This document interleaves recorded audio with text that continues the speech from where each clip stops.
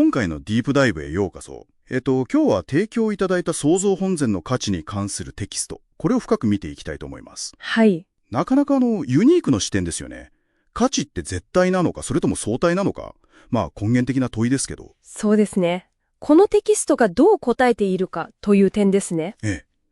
一緒に掘り下げていきましょう。このテキストの、核心と言えるのは、価値が対象そのものにあるんじゃなくて、ある特定の関係性の中で決まると。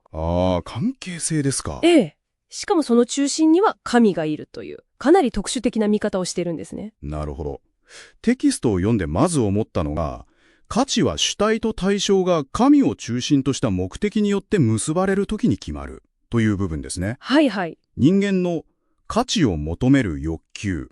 これが神の創造の目的と合わさったときに、価値が生まれるんだ、と。まさに。これは一般的な価値観とはちょっと違いますよね。違いますね。で、その関係性の具体的な構造として、良い希代っていう概念が重要になってくるんです。良い希代。はい。対象と、人間ですね。主体が神様を中心にして一体になる。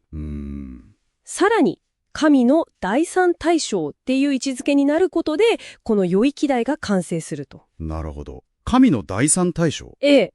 で、この土台ができて、そこで初めて創造本然の価値が決まるんだという理屈なんですね。へえ。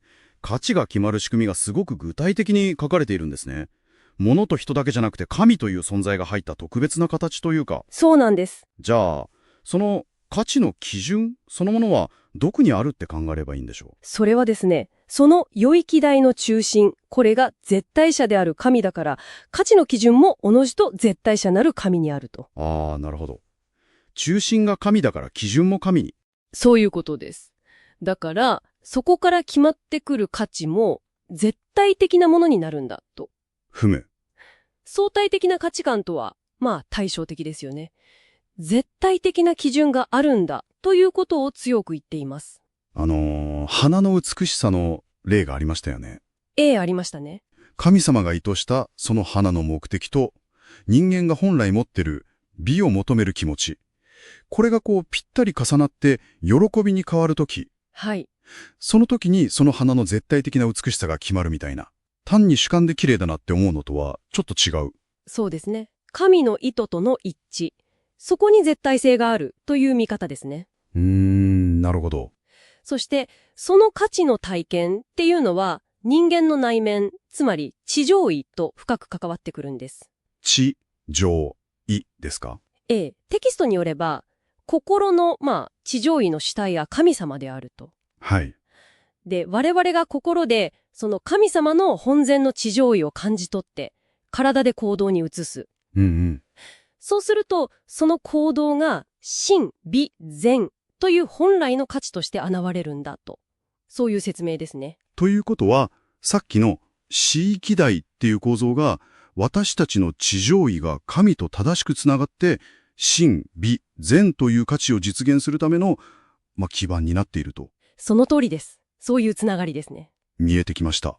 で、この考え方はですね、愛と美の関係にも応用されるんです。愛と美ですか？どういうふうに？主体が対象に与える情的な力。これを愛。動的なものですね。はい。与えるのが愛。で、逆に対象が主体に感じさせる情的な魅力。これを美。性的なもの。と定義してるんです。面白いですね。与える力と引きつける魅力。例えば神から人間へは愛。人間から神へは美。とか、男性から女性へ。人間から万物へ。という例も挙がってますね。なるほど。でも、完全に別々ってわけでもないんですよね。そうなんです。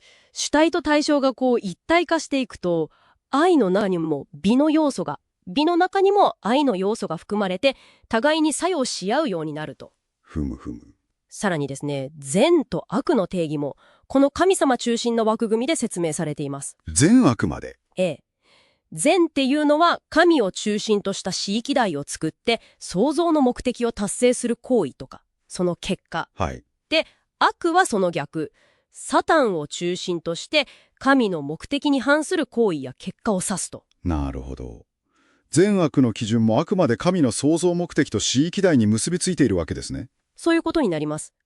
一般的な倫理観とはかなり特定の宇宙観に基づいた定義と言えるかもしれませんね。そうですね。で、最後に義と不義ですが。義と不義。これらは善とか悪っていう目的を達成していくその過程での生活的要素。手段とかプロセスにおける性質という感じです。手段やプロセス。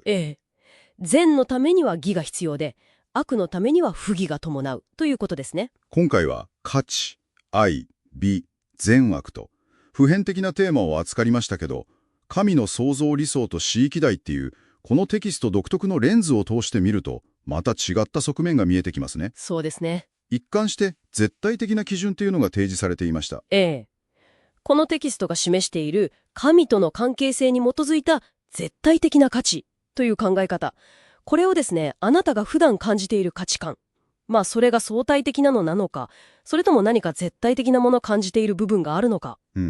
そういうご自身の感覚と比べてみると何か発見があるかもしれませんね。なるほど。日常の中で、例えばここで語られた与える愛と引きつける美の関係性とか、あるいは善をなすための義みたいな要素をあなた自身の経験の中に探してみるのも一つ面白い思考実験になるんじゃないでしょうか。